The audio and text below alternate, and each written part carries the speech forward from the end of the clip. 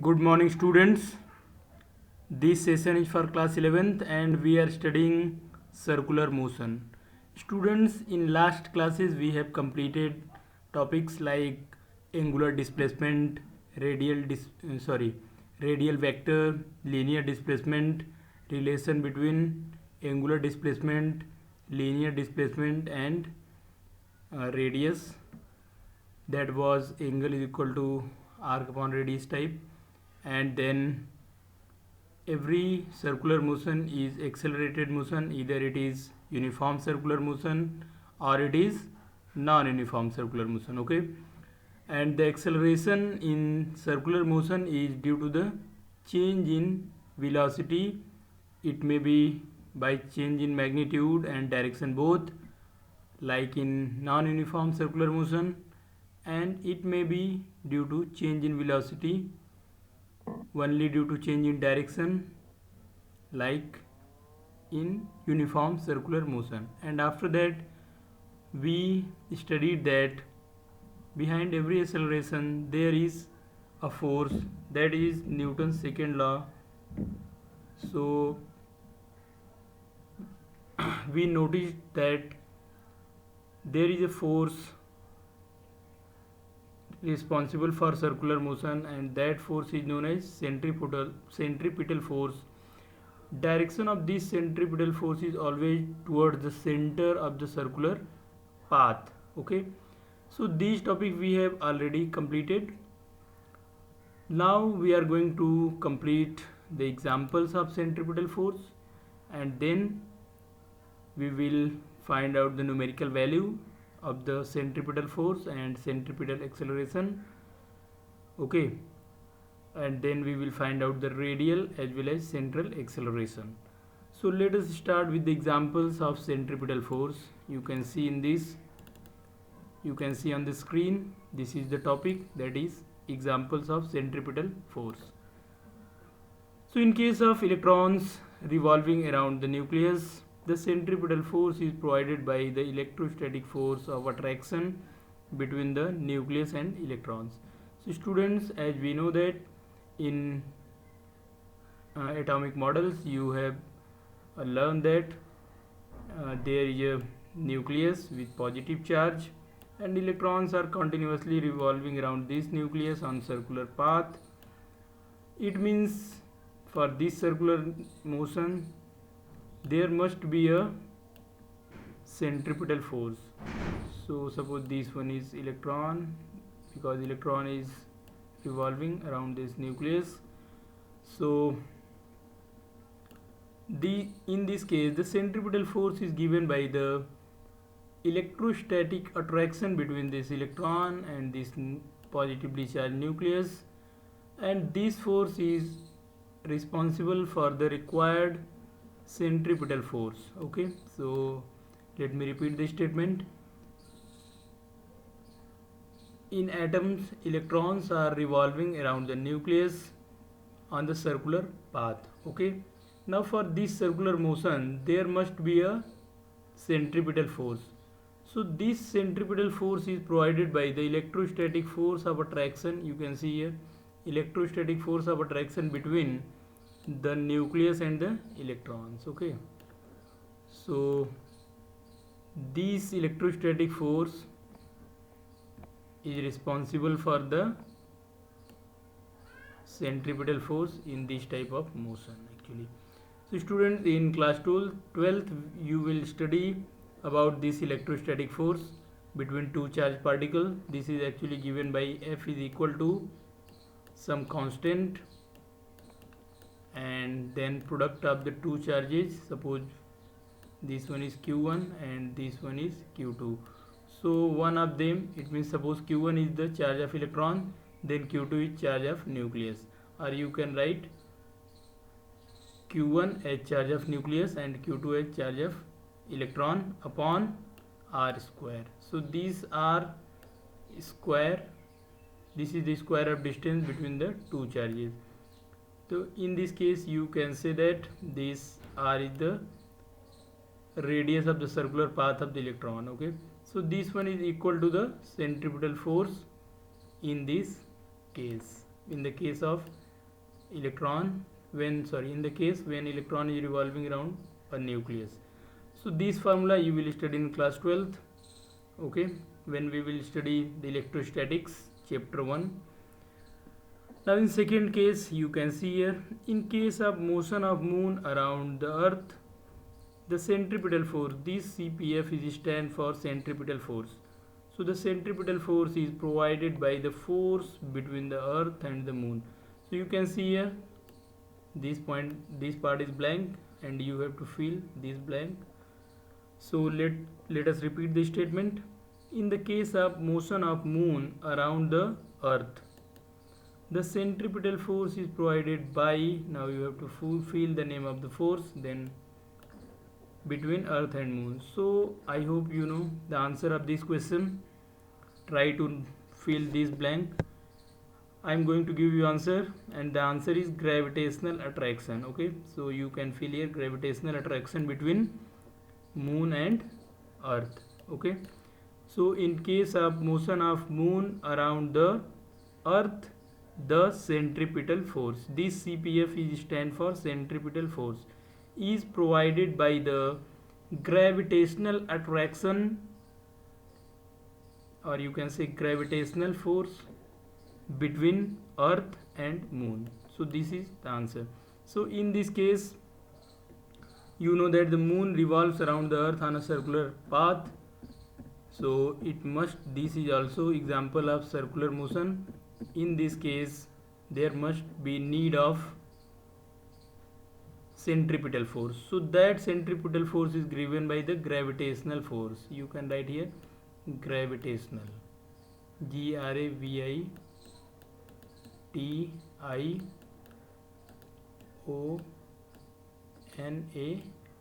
gravitational force. Okay, students, gravitational force, the numerical value, the magnitude of this gravitational force is given by F is equal to G m1 m2 upon r square. Okay, you have learned this formula in class 9th. I am just I told this because just remind you, this formula you have learned in class 9th. So let me repeat about this formula. You can see here F is equal to G m1 m2 by r square. So this is the magnitude of the force between any two particle which have mass m1 and m2, and they are separated by distance small r. Okay, so you can see this formula is very similar to this one. You can see here the masses are replaced by the charges, and this constant k is replaced by the universal gravitational constant.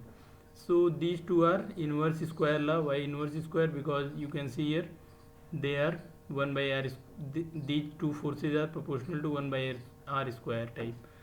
So if force is proportional to 1 by r square, then these type of law are known as inverse square law. Okay, so you can see this one is the gravitational attraction between m1, this is the mass of earth suppose, and m2 mass of moon, and r is distance between earth and moon. Okay, so this is the force. Now this force is responsible for the required centripetal force in this case. So this one is equal to the centripetal force. Okay, this one is responsible in form of centripetal force responsible for the circular motion.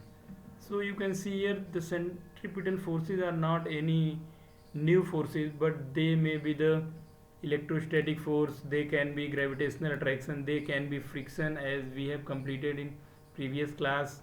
Okay, they can be tension. Okay, so these centripetal forces are produced by the forces in a particular case. Okay, now in the next slide again we are going to discuss about centripetal force. So let's see definition of centripetal force. So it is the force acting on a particle performing uniform circular motion, and this force is along the radius of the circle and directed towards the center of the circle. So you can see here, this is the force acting on a particle performing uniform circular motion. If there is non-uniform circular motion, then there also be centripetal force, but since we are studying this uniform circular motion, so this is mentioned here.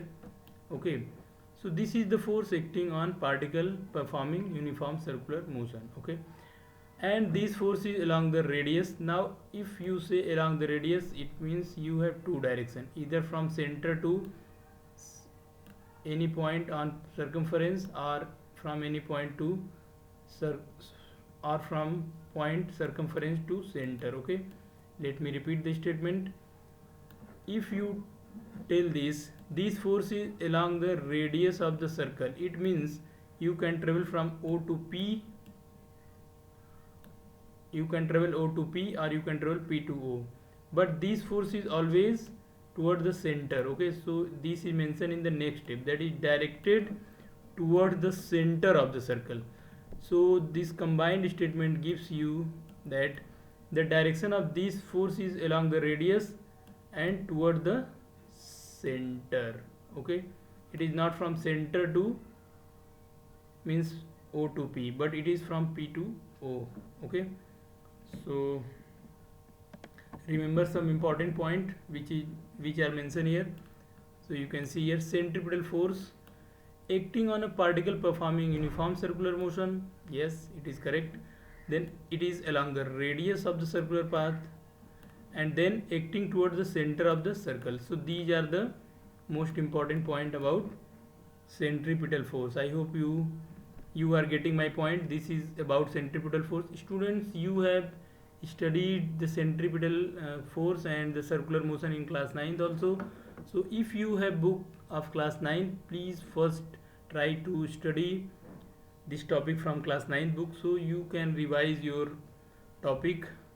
Here you can see some this topic is extended because you are in class 11th, so there is some additional terms, okay, to understand the circular motion. So I hope you know the concept of centripetal force, but we are studying here, so please try to understand. Okay, and if there is any confusion, try to repeat the slide. Okay, so you will get that point.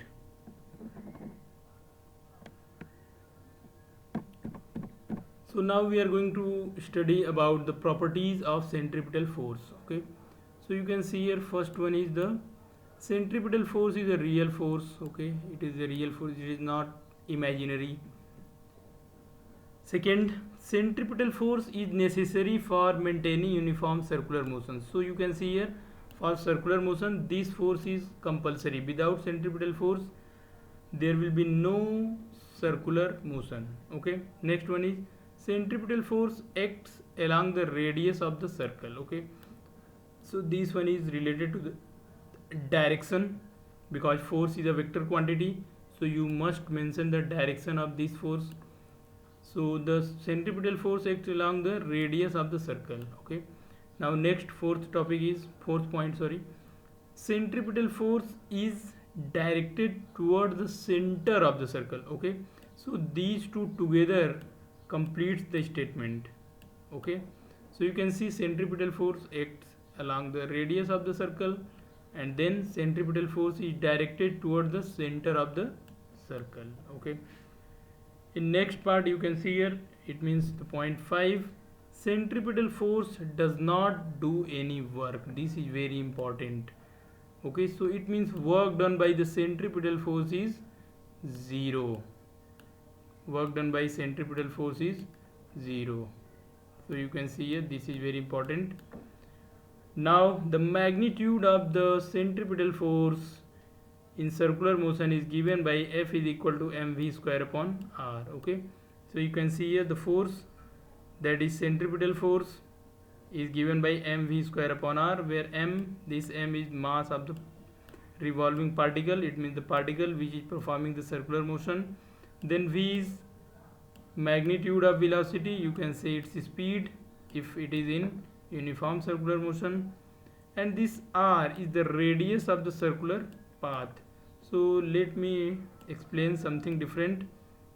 Since F is equal to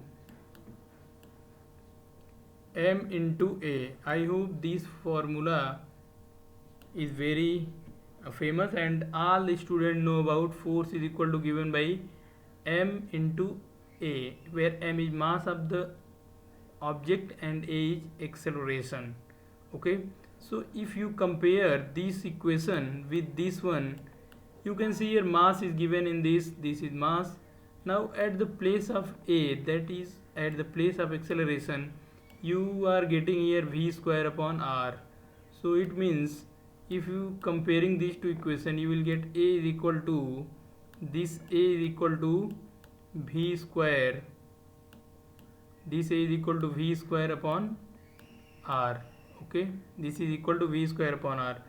So you can see the acceleration is given by v square upon r, where v is the magnitude of the velocity, you can say speed, and this r is the radius of the circular track. So this v square upon r is the acceleration, and this acceleration is known as centripetal acceleration. Okay, so this acceleration is known as centripetal acceleration. Now since we know that acceleration is also a vector quantity, so we must need the direction of this acceleration. So since the direction of acceleration is same as the direction of force, I am talking about the acceleration, not about retardation. So this is acceleration. If this is acceleration, it is the direction of in the direction of the force. So you can see here this acceleration is directed in the same direction as the direction of the force.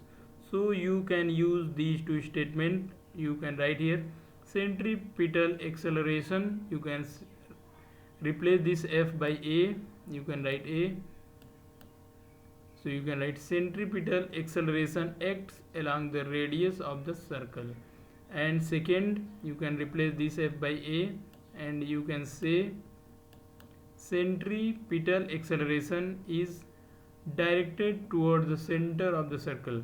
So these two statements combinedly give you the perfect idea about the direction of centripetal acceleration in uniform circular motion. Okay, so I hope you understand the concept of centripetal force and then centripetal acceleration.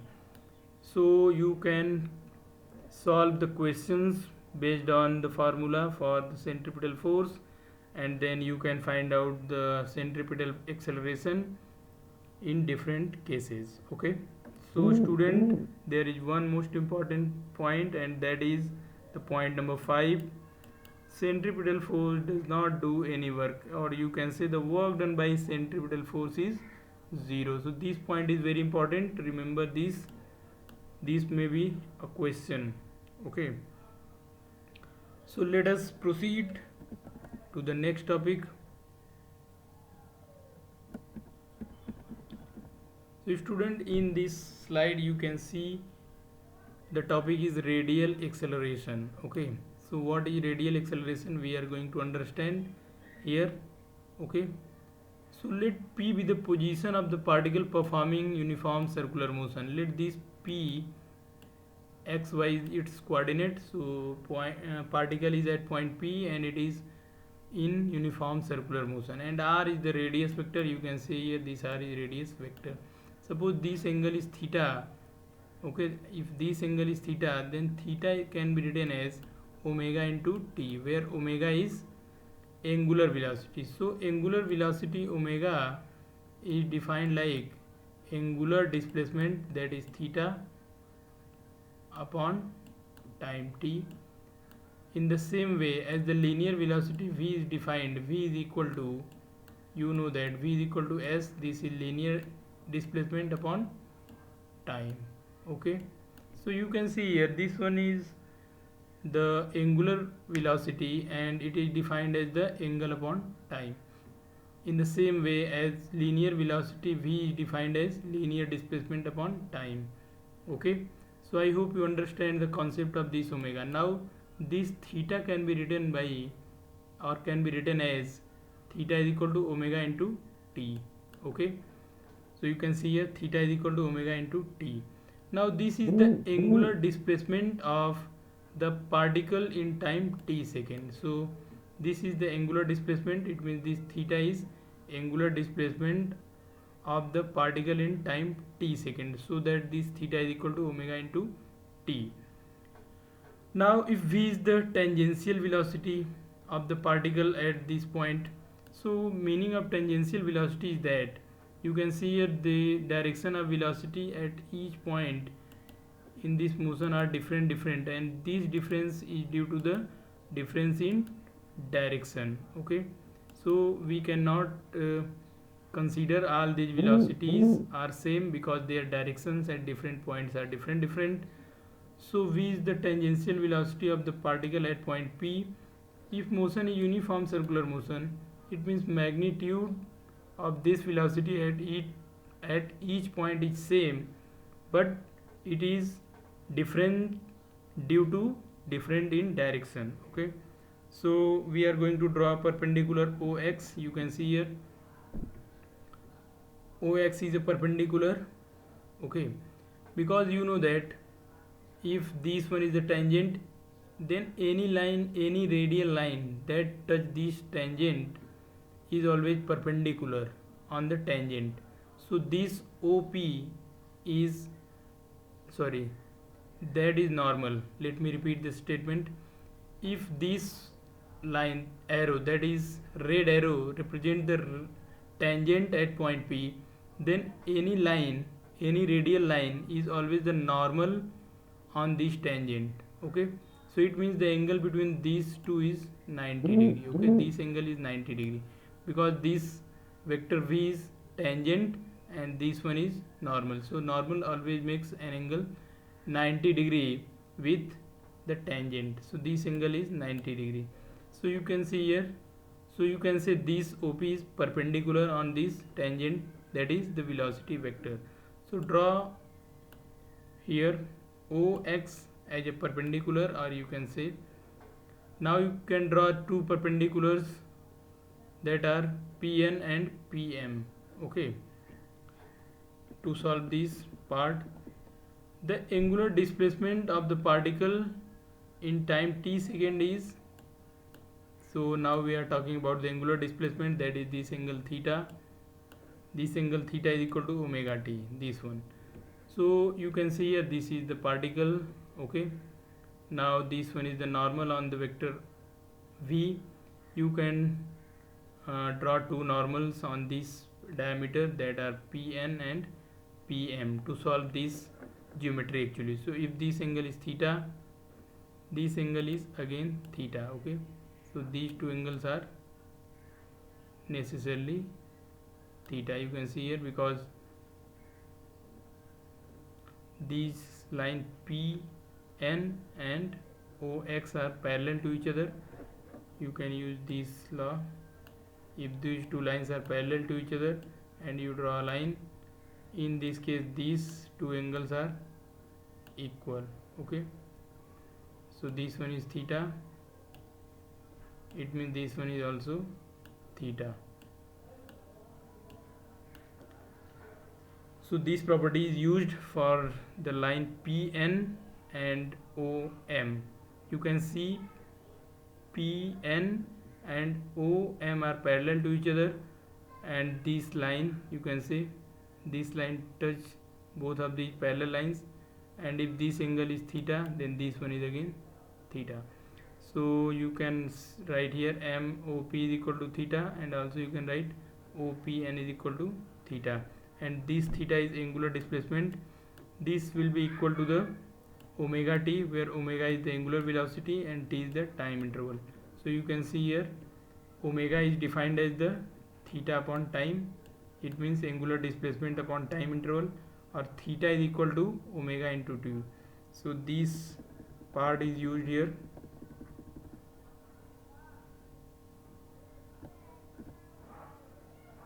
Okay, now we are going to study about the radial acceleration, okay, in detail. So you can see here the position vector of the particle at any time is given by, so any position vector is given by r is equal to ix plus jy. This is the simple representation of a vector in xy plane. Okay, you can see here this is the coordinate of point P, that is xy. So if xy is the coordinate, so you can write r is equal to xix plus jy, because you can see here if you use the vector property, this line, that is OP, if you represent OP as a vector r, then OP can be considered as sum of vector OM and MP. Okay, so the value of vector OM is x, that is the magnitude, and direction, for direction it will be multiplied by I cap, that is unit vector. Now this becomes a vector x I cap. Similarly MP, so the magnitude of MP is y. You can see here this is equal to, this MP is equal to ON, and the value of ON is y. So magnitude of this MP is y, and in vector form you must multiply in this y with unit vector, that is j cap. Okay, so you are getting here two vectors OM and MP. The value of OM is xi cap and value of MP is yj cap. So the resultant r is given by r is equal to xi plus yj. So this p is equal to, sorry, this p shows the coordinate of this point, this xy shows the coordinate of point P. So you can see r is equal to ix plus jy. Okay, now from triangle POM you can see the triangle POM, this is a right angle triangle. You can write sin theta is equal to, so you can see sin theta is equal to perpendicular, that is PM, upon hypotenuse, that is OP. So you can write like this, sin theta is equal to PM upon OP. Now you can replace this PM is equal to the y, that is equal to ON. So you can replace this PM by y, and this OP, you can see this is equal to the radius of the circle. So you can write sin theta is equal to y upon r. Okay, so let me repeat again. In this triangle OPM, you can see this is a right angle triangle. So if you use the sin theta, then sin theta is equal to perpendicular, because this is the angle. So for this angle, this OM becomes base, this OP becomes hypotenuse, and PM becomes perpendicular. So if you use sin theta, so sin theta is equal to perpendicular upon hypotenuse. So the value of perpendicular is PM, or you can say y, and the value of hypotenuse is OP, or you can say r. So you can write PM upon OP, or if you replace PM by y and OP by r, you will get sin theta is equal to y upon r. Okay, now this y can be written as, if you rearrange this equation, you will get y is equal to r sin theta. If you multiply this r here, you will get y is equal to r sin theta. Okay, but since theta is equal to omega t, we have completed this in the previous slide. So since we know that omega is equal to theta upon t, so you can write theta is equal to omega into t, where this omega is the angular velocity and this t is the time interval and this theta is the angular displacement. Okay, so you can write here in this equation 1, you can replace this omega t at the place of theta. Okay, so you can get y is equal to r sin omega t. So here you are getting the equation y is equal to r sin omega t. Okay, now similarly from the triangle POM, you can see here, if you are taking the cos theta, then the value of cos theta is base upon hypotenuse, that is OM upon OP. So you can write cos theta is equal to x upon r, where this OM is equal to x and this one is the, you can see this one is the hypotenuse, that is equal to r. So you can write x is equal to r cos theta, or this theta can be replaced by omega into t. So you can write x is equal to r cos omega t. Okay, so students, I hope you understand that you can write the coordinate x and y in terms of x is equal to r cos omega t and y is equal to r sin omega t. Okay, I hope you understand how do you get these two values. So we will start with from further topic in the next session, because there is time limit. Students, try to repeat the topics which we are continuously studying, and then try to solve at least 5 to 10 questions based on each topic, because only this is the way to get deep knowledge of any topic, and to know how to apply the formula and the conditions in different cases. Okay, it will give you more clarification about any topic. So I hope you enjoyed this session. Thank you for watching. Okay.